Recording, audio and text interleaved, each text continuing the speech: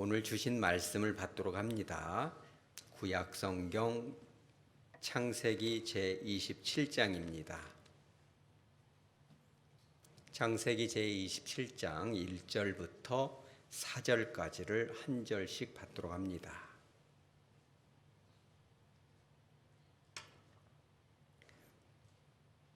창세기 제27장 1절부터 4절까지. 제가 가진 성경은 구약성경 37 그리고 38페이지에 있습니다. 이삭이 나이가 많아 눈이 어두워 잘 보지 못하더니 맏아들 에서를 불러 이르되 내 아들아 하매 그가 이르되 내가 여기 있나이다 하니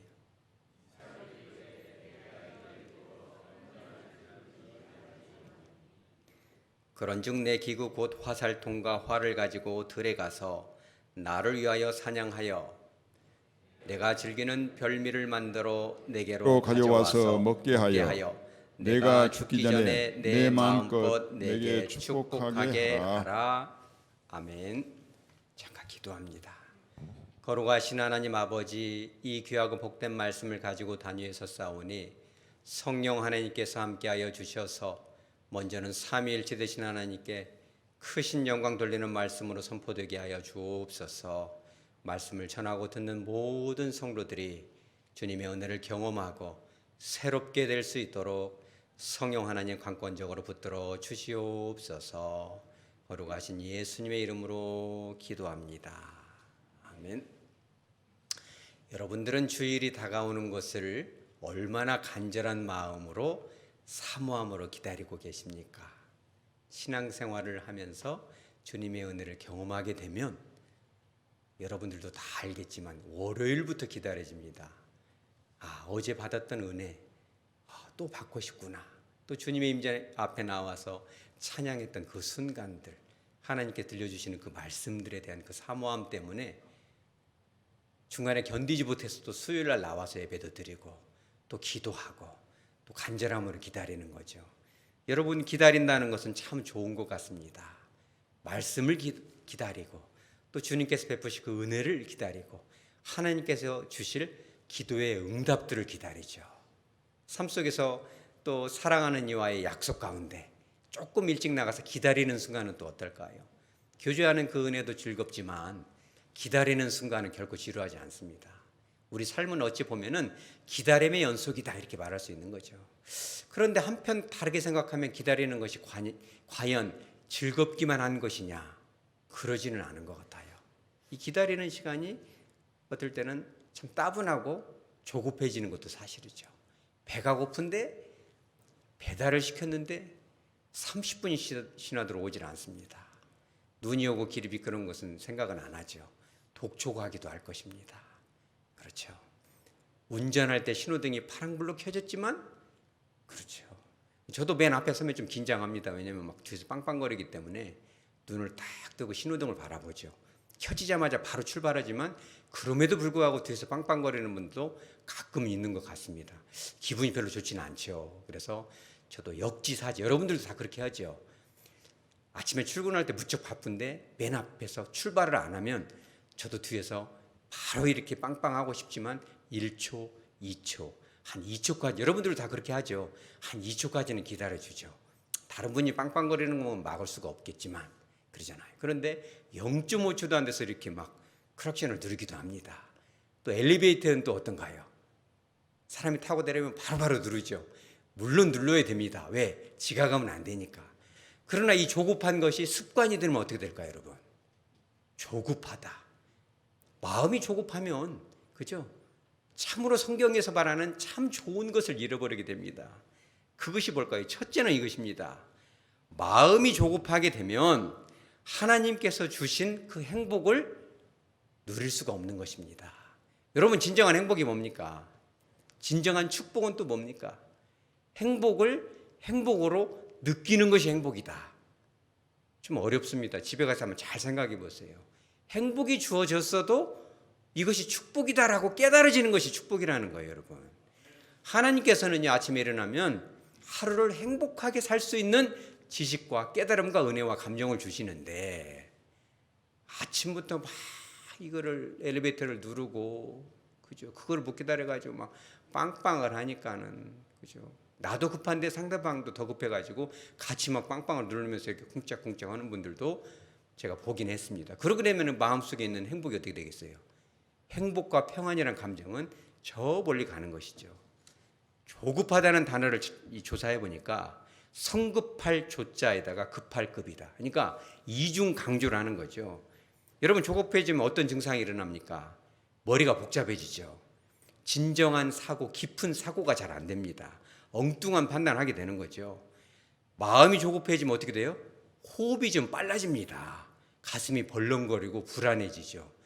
이런 것들도 사실은 필요합니다. 왜냐하면 전쟁터에서 총알이 날아오는데 가슴이 빨리 뛰고 힘이 나야지 이렇게 도망도 가고 빨리빨리 할 수 있죠. 그런데 이것이 너무 습관이 되면 자율신경계가 망가지면서 교감신경계가 확 올라오죠. 그러면 평안해야 될 때도 막 가슴이 벌렁거리고 그럼 뭐가 와요? 신경증 누르시스, 그렇죠. 노이로제가 찾아오는 것입니다. 뿐만 아니라 이 스트레스가 오게 되니까 마음이 어떻게 돼요? 불안해지고 초조해지면 하나님이 주신 축복과 평강과 은혜를 경험할 수 없는 것이죠.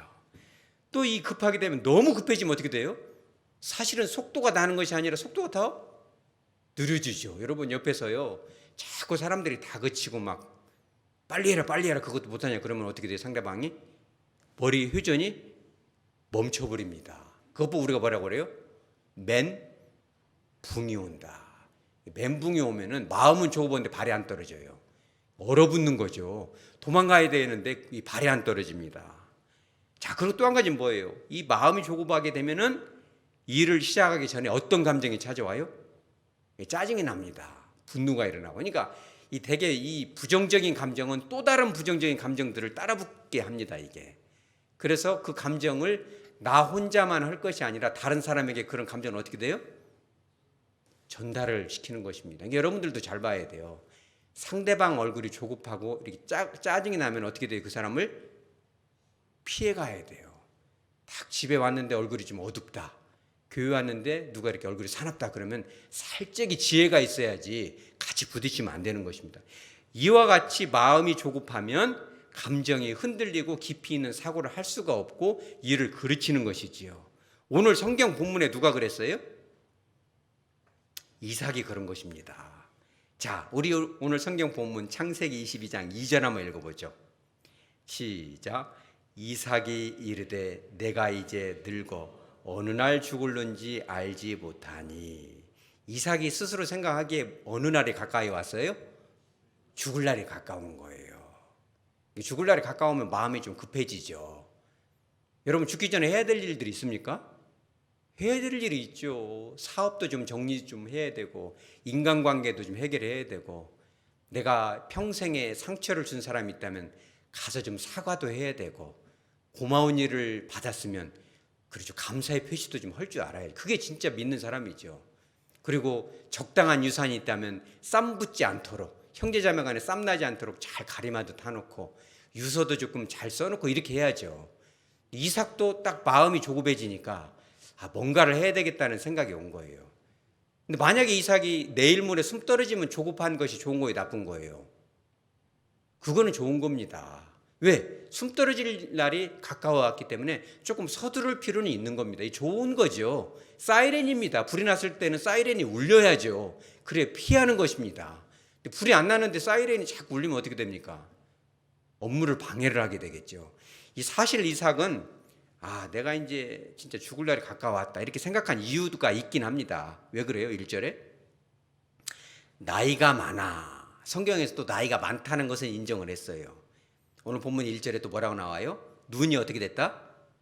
어두워졌다. 나이도 많고 눈이 어두워졌는데 그러니까 이제 조금 내가 하고 있던 일을 좀 넘겨야 되겠다 이런 생각은 조금씩 했는데 오늘 본문에 이 이삭의 나이가 몇 살이에요? 135도 7세입니다. 나이가 이 숫자가 중요하죠. 왜 이 숫자가 중요하냐면 이삭에게는 참 여러모로 사연 많은 형이 한 명 있어요. 배다른 형, 이복 형인데 누구예요? 그렇죠. 이 이삭의 형인 이스마엘이 있죠. 근데 이 이스마엘이 몇 살에 죽어요?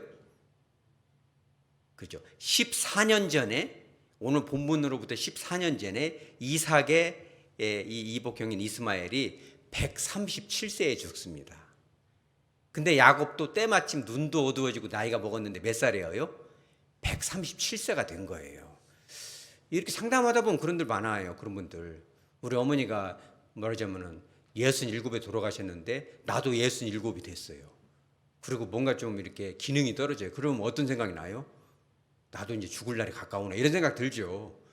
야곱이 그렇게 죽을 날이 가까웠나 이렇게 생각을 하고 마음이 조급해졌는데 실은 그 후로 몇 년을 더 살아요? 43년을 더 삽니다. 43년. 이러면 조급한 거예요? 조급한 거 아니에요.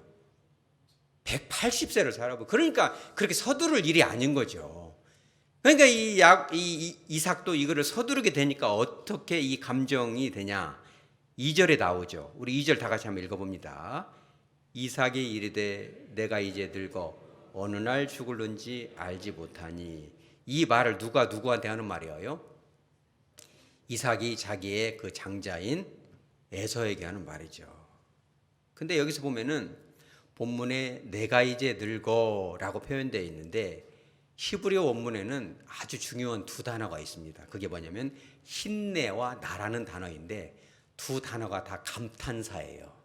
여러분 감탄사가 뭡니까? 감은 감정감, 느낄감이고 탄이라는 것은 탄식하다, 터트리다, 감정을 터트렸다는 단어예요. 그래서 히브리어 원문에서 이 감정 터트리는 것을 두 개를 이렇게 반복한다는 건 무슨 뜻이에요? 감정이 그만큼 격해졌다는 뜻이고 성경 전체에 힘내와 나라는 감탄사 두 개를 묶어가지고 표현하는 데는 전체적으로 다 그 사람의 감정이 감성적이라는 것을 아니 감상적이라는 것을 표현하는 문법이에요. 여러분 감상적이라는 거하고 감성적이라는 거 차이가 뭐예요 여러분? 감성적이다 혹은 감상적이다 이게 되게 중요합니다. 감성적이라는 것은 좋은 의미입니다.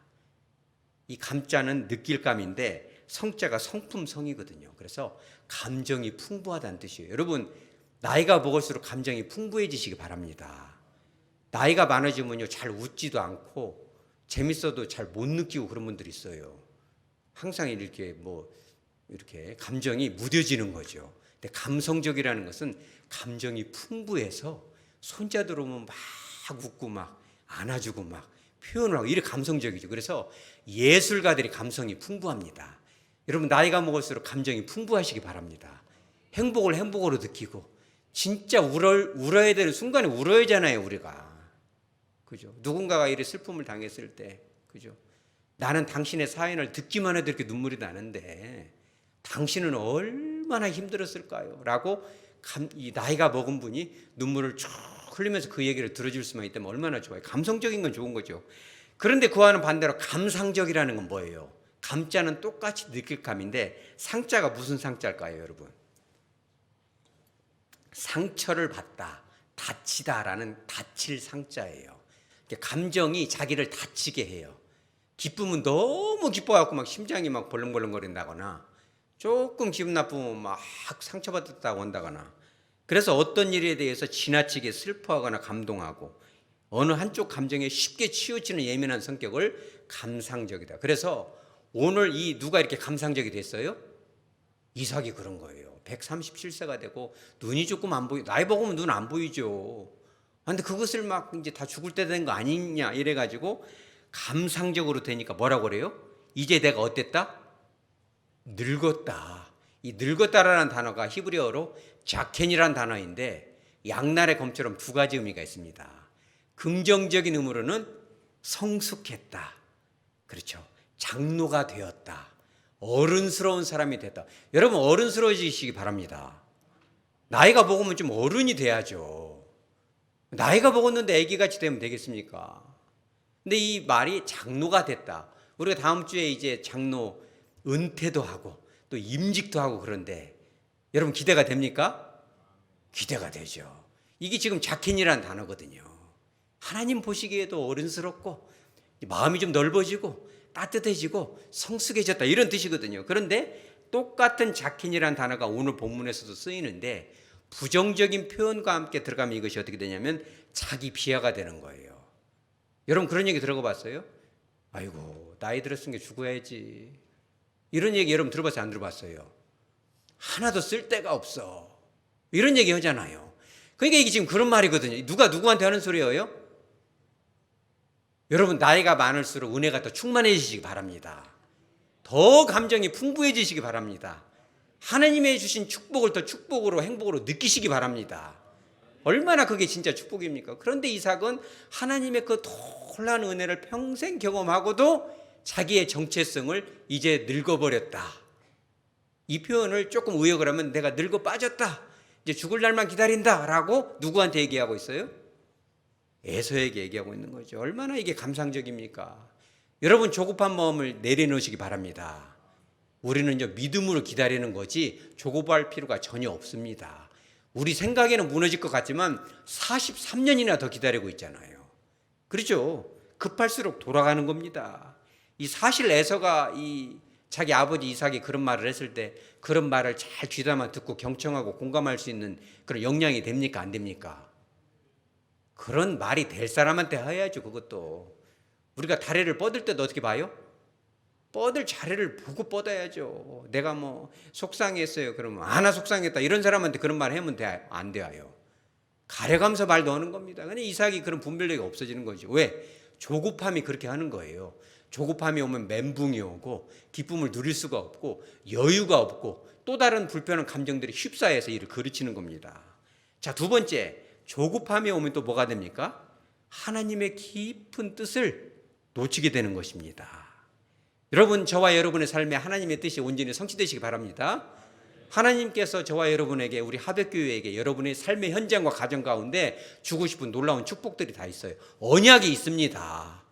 여러분 온전히 성취되시기 바랍니다. 그런 일들이 그르쳐지면 안 되죠. 근데 조급함이 오면 그르쳐지는 겁니다. 그렇죠? 왜 그래요? 여러분 이삭이 몇 살 때 결혼합니까? 40살 늦은 나이에 결혼하죠. 아기가 안 생겨요. 몇 년 동안 안 생깁니까? 그렇죠. 20년간 안 생깁니다. 그래가지고 환갑이 다 돼가지고 60세에 아기를 낳는데 이런 표현이 나와요. 창세기 25장 21절에 이런 말씀이 있어요. 이삭이 그의 아내가 임신하지 못함으로 그를 위하여 여호와께 뭘 했다? 간구했다. 히브리어로는 아타르, 향기를 올려보내다. 향을 올려보내다. 20년 동안 간절히 여호와께 기도를 했다는 거예요. 20년간이나 기도해서 아기가 덜커덕 생겼어. 그 마음이 어떻겠어요? 얼마나 기쁘겠어요. 왜? 기도와 응답을 받았으니까. 뱃속에 있는 아기는 하나님의 뜻이 있는 분명한 아기죠. 그런데 뱃속에서 아기들이 막 투닥투닥 싸워요. 그러니까는 리브가가 이거 어쩐 일인가 하고 여쭤보니까 둘째 아들이 더 하나님의 언약을 받은 백성이 될 것이다. 이런 하나님의 음성이 들리죠. 그럼 이삭은 그것을 듣고 그것을 붙들어야죠. 근데 마음이 조급해지니까 어떻게 돼요? 이삭의 마음이. 우리가 설교 초대에도 말했지만 부정적인 감정은 또 다른 부정적인 감정들과 더 상승 효과를 일으키는 것입니다. 여러분 그런 감정을 물리치시기 바랍니다. 이 이삭이 그런 감정이 사로잡히니까는 1절 한번 봐봐요. 이삭이 나이가 많아 눈이 어두워 잘 보지 못하더니 맏아들 에서를 불러 뭐라고 부릅니까? 내 아들아. 영어로는 my son. 이 내 아들아라는 단어가 사실 아들이라는 단어가 벤이라는 단어죠. 영어에서 뭐 벤자민 뭐 이런 거 있잖아요. 벤이 다 이 벤이라는 뜻이에요. 그런데 이 사실 벤이라는 단어가 손자, 젊은이, 신하, 양자 이런 가지 뜻이 있는데 특별히 아들이라는 뜻으로 번역이 되면 이게 보통 아들이 아니라 사랑하는 아들이다 이런 뜻이 되어요. 그래서 여기서 my son, 내 아들아라고 부르니까 이제 에서가 뭐라고 대답해요? 내가 여기 있나이다. 이 대화는요 진짜 친밀한 단어예요. 그래서 어떤 분이 이렇게 의역을 했어요. 나의 사랑하고도 사랑하는 아들아 라고 얘기한 거예요. 누가 누구에게? 이삭이 에서에게. 이 사실은 하나님의 사랑이 누구한테 임했습니까? 야곱에게 임했죠. 하나님이 야곱을 얼마나 사랑했습니까? 하나님이 여러분을 사랑하는 그 사랑을, 하나님이 여러분과 저를 사랑하는 그 뜨거운 사랑을 여러분은 깨닫고 계십니까? 20년 동안 기도해서 아기를 낳았으면 하나님이 누구를 사랑하는지는 좀 알아야죠. My son. 야곱은 자기 아들 아닌 것처럼 하고 그 에서한테 my son, 사랑하는 아들이라고 하면 안 되죠. 왜? 하나님의 시각으로 볼 수 있어야 하잖아요. 그렇게 하나님의 뜻을 놓치게 되는 것입니다. 뿐만 아니라 자기의 이 메시아가 태어나게 될 그 장자, 영적인 언약의 축복을 누구에게로 가야 돼 이게? 야곱한테 가야죠. 하나님께서 진작에 말씀하셨잖아요. 그 위대한 언약, 그 축복이 넘어가는 이 양식, 그죠? 이삭의 평생의 가장 소중한 순간인 것입니다. 이게 어쩌면 다음 주에 있을, 그죠? 이번 주입니다. 이번 주 토요일 날에 있을 장로 장립식, 얼마나 정말 거룩한 예식입니까? 하나님 앞에 자켓으로서, 어른으로서, 성도들 앞에 일꾼으로서 세워지잖아요. 이럴 때 누구의 시선으로 바라볼 수 있어야 돼요? 하나님의 시선을 바라봐야죠. 하나님의 뜻이 무엇인지를 바라봐야죠. 근데 이삭이 마음이 좁아하니까 마음에 뭐가 찾아옵니까? 탐욕이 찾아옵니다. 탐심이 찾아옵니다. 탐심은 하나님 앞에 뭡니까? 골로새서 3장 5절에 탐심은 무엇이다? 우상 숭배다. 탐심과 조급함이 딱 결합이 되니까 이제 이삭은 그 거룩한 임직식 때 하나님은 보이지가 않고 누구만 보입니까? 자기 자신만 보이고, 그죠? 에서만 보이는 거죠. 우리 3절 한번 볼까요? 그런즉 내 기구 곧 화살통과 활을 가지고 들어가서 누구를 위하여 사냥을 하라? 그렇죠.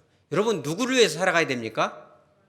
그죠? 나 자신을 위해서도 살아가지만 예수님을 위해서 꼭 살아가시기 바랍니다.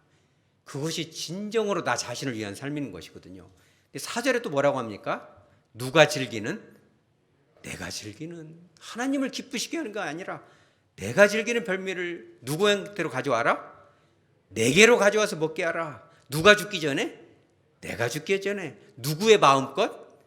내 마음껏 축복을 하겠다. 축복은 누가 주시는 거예요? 하나님이 여러분에게 어마어마한 복을 내리시기 바랍니다. 그거를 다 내가 하겠다고 지금 하고 있는 거예요. 왜 그래요? 마음의 조급함이 찾아오니까. 하나님은 사실 누구에게 마음껏 축복하고 싶었을까요? 야곱에게 축복하고 싶죠. 말씀을 듣는 여러분들에게 하나님은 축복을 주고 싶은 것입니다. 그런데 마음이 조급하니까, 초조하니까 탐욕이 들어붙는 거죠. 그 탐욕을 어떻게 할 수 있냐면 이거예요. 이 4절 초두에 뭐라고 나옵니까? 내가 즐기는 별미를 만들어라. 여기서 즐기다라는 단어가 히브리 원어로 아하브라는 단어인데 이게 뭐냐면 사랑하다라는 뜻이에요. 남편이 아내를 사랑하다. 아내가 남편을 사랑하다. 목회자가 성도들을 사랑하다. 성도들이 하나님을 뜨겁게 사랑하다. 연인이 서로를 사랑하다. 얼마나 좋은 단어예요. 근데 그런 거룩한 단어를 이삭은 뭐에다가 지금 쓰고 있어요? 뭘 사랑했다? 별미를 사랑했다. 에서가 잡아온 그 고기를 사랑했다. 그럼 여러분, 이삭이 에서를 사랑했겠어요? 고기를 사랑했겠어요?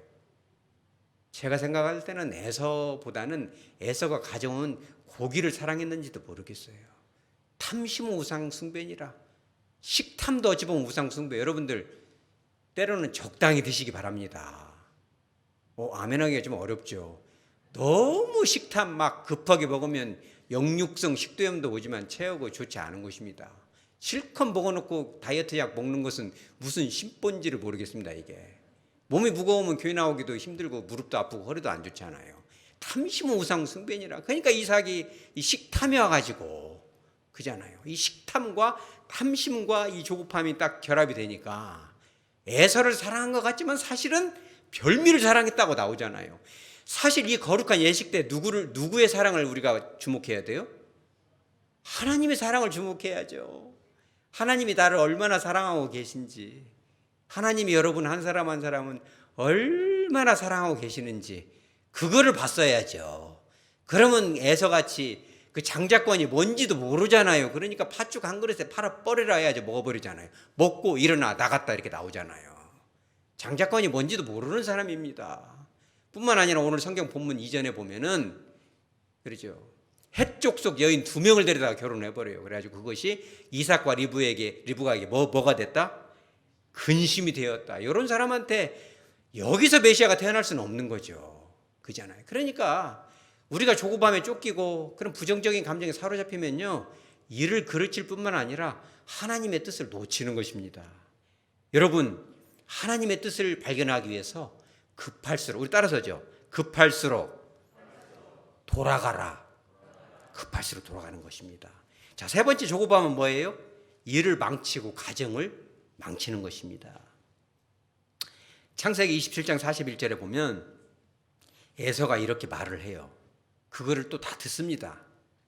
아버지가 곡할 때가 가까웠으니. 이건 누구 생각이에요? 에서 생각이고 이삭 생각이에요. 곡하려면 몇 년 기다려야 돼요? 43년 기다려야 돼요. 이게 지 생각인 거예요, 이게 지금. 그러니까 기도 안 하면 내 생각으로 나가는 것입니다. 여러분, 기도의 자리로 나오시기 바랍니다. 자기 생각인 거예요, 이게 다. 그는 네 생각이지. 하나님의 생각을 여쭈어야 하잖아요. 그러니까 아버지가 곡할 때가 다가오는데 자기가 어떻게 하겠다? 야곱을 죽여야겠다. 그리고 이 이삭과 또 리브가가 또 이렇게 서로 갈등이 오고 형제 간에 갈등이 오고 또 야곱은 또 어떻게 해야 돼요? 도망을 가야 되고 외삼촌 댁에 그 먼 데까지 혼자 가야 되고 가다가 그냥 곱게 못 가고 돌베개를 베고 자야 되고 그 추운 데서 떨어야 되고 이런 일들이 있잖아요. 또 얼마나 이상가족이 되고 서로서로 갈등이 오고 만나려고 하면 두려움이 임하고 이게 가족입니까 이게? 이게 지금 누구 때문에 온 거예요? 이삭이 조급함 때문에 온 거죠. 그래서 주님께서는 그래요. 자, 봐요. 주님께서 우리를 이렇게 인도하실 때 그 마음이 조급할 것 같아요, 여러분? 여러분, 담임 목사 얼굴 한번 봐보세요. 담임 목사님이 여러분들을 이렇게 또 주님이 담임 목사를 통해서 여러분들을 이렇게 인도할 때 이제 이번 주 토요일 날 임직하게 될 장로님들이 여러분들을 잘 지도할 때 조급하게 할 것 같아요? 오래 기다려줄 것 같아요? 그렇죠. 기다려주는 것입니다. 우리는 주님을 닮아가야죠. 주님도 그랬어요. 요한복음 16장 12절에 그잖아요. 내가 아직도 너희에게 이를 것이 많으나 지금은 너희가 뭐하지 못한다? 감당하지 못하리라. 얼마나 정말 위로가 됩니까? 여러분, 이건 외워버리세요. 요한복음 16장 12절에 너희들한테 가르칠 것이 정말 많다. 우리 하백교회가 배울 것이 많다. 성도들이 깨우칠 것이 너무너무 많구나. 그렇죠. 그거를 못 기다리고 막 혼을 내서 막 그렇게 쥐어짜서 막 다그쳐서 그거는 주님의 방법이 아니라는 거예요. 주님도 마음은 구말리지만 초조하지만 그것을 하나님이시고 죄가 없기 때문에 그것을 싹 누르고 다 때가 있는 거야. 이렇게 하면서 기다려주는 거죠. 그러니까 에레미야가 3장 26절에 나오잖아요. 에레미야도 얼마나 마음이 조급하겠어요.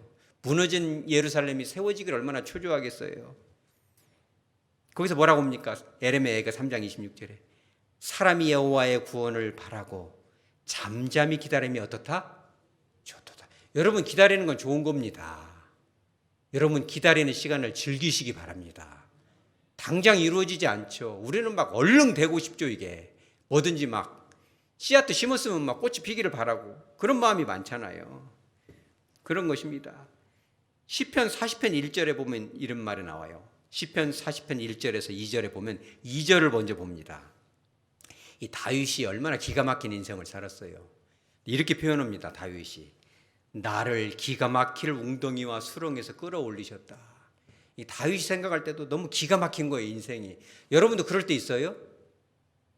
인생을 살다 보면 또 교회 안에서 사역하다 보면 그죠? 삶의 현장에서 뭔가를 하다 보면 가정에서도 친족에서 뭔가를 하다 보면 기가 막히잖아요. 말을 할 수가 없죠.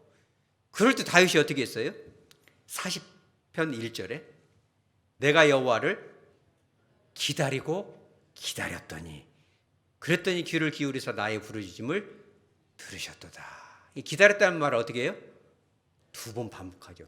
여러분, 다윗의 인생을 한번 생각해 보세요. 그 어렸을 때부터 얼마나 기다렸어요. 말로는 다 할 수가 없어요. 기름을 좀 부었으면 얼른 왕이 돼야 되는데 즉방 왕이 되지도 않고 한 번에 통일 왕국의 왕도 안 되고 한쪽 구석만 이렇게 해야지 왕이 되고 얼마나 도망다니고 정말 기다림의 연속이잖아요. 근데 다윗이요, 내가 여호와를 어떻게 했다? 기다리고 또 기다렸다. 제가 이것을 영어 성경이 왜 좋으냐면 번역이 막 굉장히 많아요. 제가 알기만 해도 한 20개 가까이 되는 것 같아요. 다 조사를 했는데 진짜 마음에 드는 번역이 하나 있어서 소개를 합니다. MSG, 더 메시지 바이블인데 뭐냐면 이 구어체와 문어체가 있잖아요. 조금 품격은 떨어져도 대화하는 방식을 우리가 구어체라고 하잖아요. 아나운서들이 유식하게 또박또박 말하는 것은 문어체죠. 훈련이 필요하고 공부를 해야 됩니다. 이 구어체는 그냥 생각나는 대로 막 말을 하는 거예요. 실감나게. 근데 구어체로 쓴 성경이 이제 메시지 바이블인데 거기에 보면 이렇게 나와요. 여러분 외워도 좋습니다. 쉽기 때문에. I waited and waited and waited for God. wait 몇 번 썼어요? 3번 썼어요. 이 쉬운 거예요, 어려운 거예요? 기다리는 게 어렵다는 거예요. 기다리고 또 기다리고 또 기다렸다. 그랬더니 어떻게 나오냐면 at last 마침내 he looked 하나님이 나를 바라보셨다. finally he listened 결국은 나를 내 기도를 들으셨다. 여러분 기다리고 또 기다리고 기다리시기 바랍니다. 기다리는 건 진짜 좋은 거예요. 1834년에 프랑스 파리에서 한 아이, 남자아이가 태어납니다. 에드가 드가라는 사람인데 별명이 뭐냐면 발레의 화가예요. 발레하는 이 그림을 많이 그려서 발레 화가인데 이제 할아버지가 금융계에 거북이 때문에 상당히 부자입니다. 아버지도 금융원인데 상당히 이름을 날렸어요. 엄마가 13살에 돌아가십니다. 외롭죠. 장남인데 아버지가 이 박물관, 루브르 박물관에 자주 데려가고 이 전시회장에 자주 노출을 시켜요. 아이가 이제 사실 아버지 마음에는 이 그림 그리는 것은 돈이 안 되니까 그 취미 생활을 하고 금융업을 하면 좋겠다 이런 생각을 했을 것 같아요. 그런데 아들이 아빠 나는 화가가 될래요. 그러니까 그럼 그렇게 해라 이렇게 얘기를 했어요. 그런데 이 그림을 많이 그렸는데 얼른 성공을 못 해요. 근데 아버지가 이 드가를 어떻게 해요? 기다려줍니다. 여러분 자녀들도 기다려주시기 바랍니다. 기다려주는 거죠. 그런데 이 드가가 누구를 만나냐면 앵그르라는 고전주의 프랑스 19세기의 최고의 이 화가를 만나요. 근데 앵그르가 뭘 가리키냐면 사실 드가는 실력이 되기 때문에 얼른 그림을 그리고 싶었는데 그림은 선이 중요한 거야. 선 긋는 것만 계속 시켜요. 데생을 시킵니다. 데생은 이제 프랑스어인데 영어로는 드로잉이죠. 소묘입니다. 이 데생이 뭐냐면 스케치하고는 좀 다르. 스케치는 얼른 그리잖아요. 얼른 그린 스케치에다가 조금 더 밀도 높게 조금 더 정밀하게 그리는 걸 우리가 데생이라고 하는데 그거를 계속 시켜요. 그러니까 이제 드가가 이것만 계속 해야 됩니까? 이러니까 기초가 중요한 거야. 계속 선 그리고 이 데생을 합니다. 그러고 나서 드디어는 그림을 그리려고 하니까 아니야. 고전주의 이런 르네상스 시대의 명작들을 본따서 그림을 그려봐. 몇 개를 그려요? 자그마치 700점 이상을 이거를 복사를 합니다. 훈련을 시켜요. 유명해질 때쯤 돼서 전쟁이 일어나요. 어느 전쟁이 일어나요? 보불 전쟁이 일어납니다. 지난번 느누아르가 말 타고 기병대로 뛰었던 아마 느누아르하고 만났을지도 모르겠어요.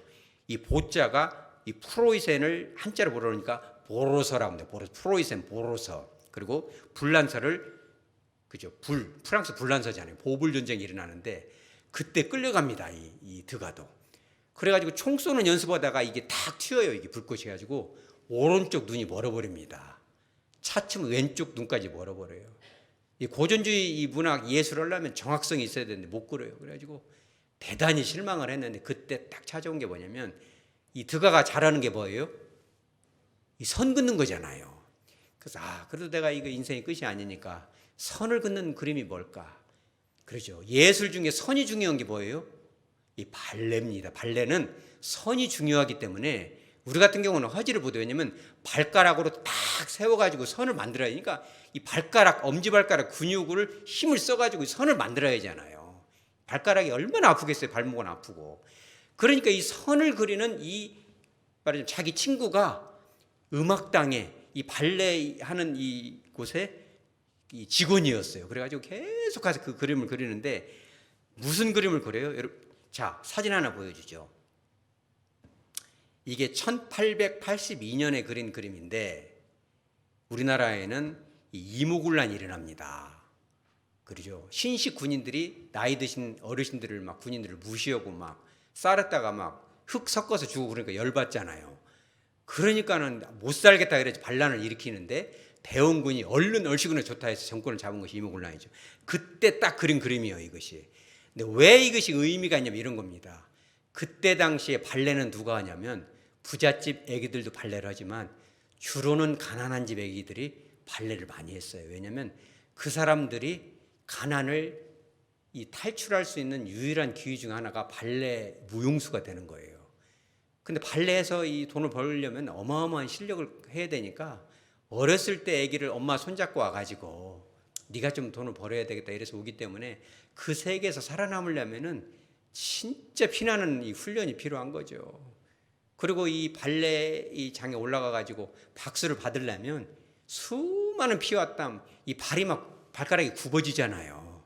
그런 것을 하는데 이때 딱 했던 그림이 이건데 이 발레를 주로 그리는데 예쁜 그림도 하나 있는데 제가 안 보여줍니다. 주로 드가는 훈련하는 그 과정, 기다리는 그 과정을 주로 많이 그려요.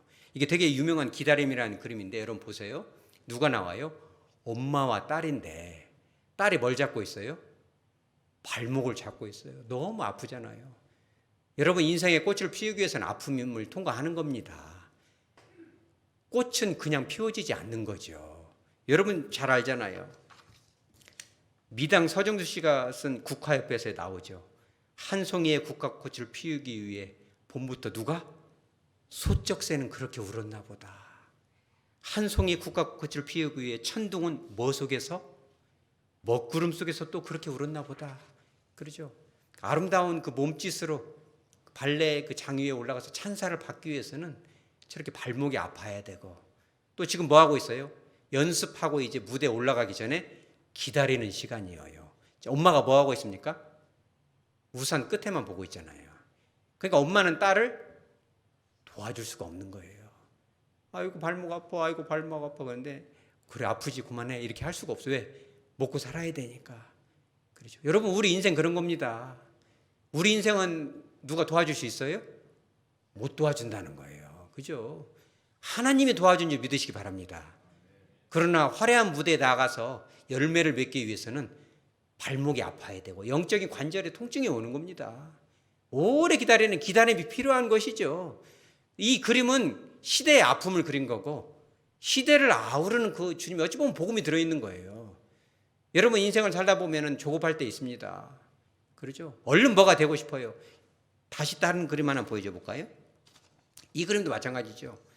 이 제목이 두 발레 무휘의 휴식이라는 건데 어때요?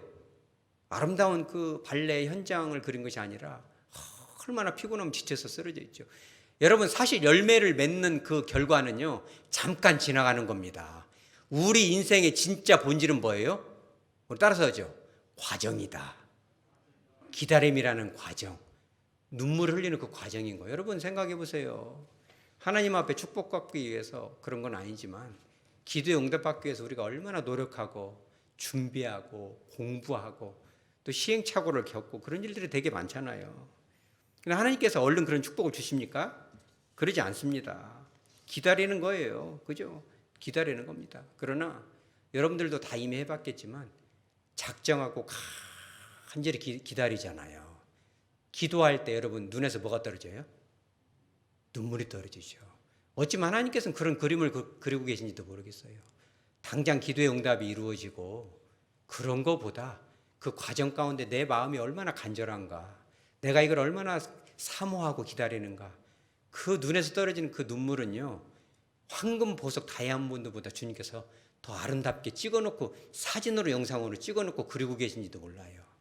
사실은 주님 앞에 나가 있는 그 순간이 축복인 줄 믿으시기 바랍니다.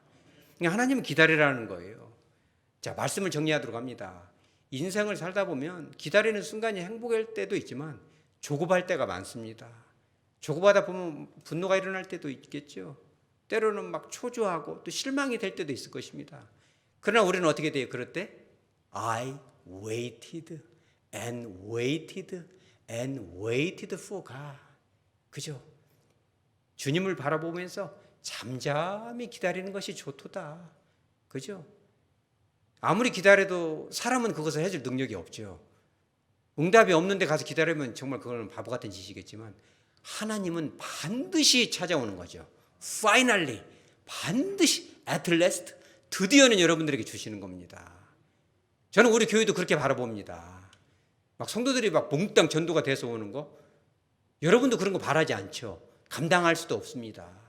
힘들고 어려운 과정을 겪을 수도 있겠습니다. 우리가 사역하는 과정 속에서. 그러나 한 영혼을 보내주실 때 정말 눈물로, 또 고통스럽더라도 그들을 잘 품어주고 기다려주고, 오늘 아까 봤던 드가가 그랬던 그 그림 속에 발목이 아파서 그렇죠, 엎드려 있는 그들을 품을 수 있는 마음이 있을 때, 때가 되면 애틀라스트 주님께서 많은 영혼들도 보내주시고 이제는 감당할 수 있겠구나, 축복도 주시고 열매도 주시는 것입니다.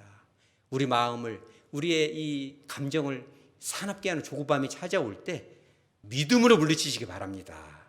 평강과 기쁨으로 주님을 신뢰하시기 바랍니다. 하나님께서 주신 행복을 every day, all day, 날마다 삶의 순간순간마다 누리시기 바랍니다.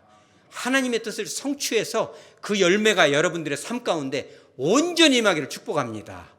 뿐만 아니라 그로 인해서 가정을 살리고 교회도 살리고, 여러분이 가는 곳이, 여러분이 빛이 되어서 어둠을 밝히고 소금처럼 치유시키는 그런 축복의 삶이 저와 여러분의 삶이 되어지기를 주 예수 그리스도 이름으로 축복합니다. 아멘.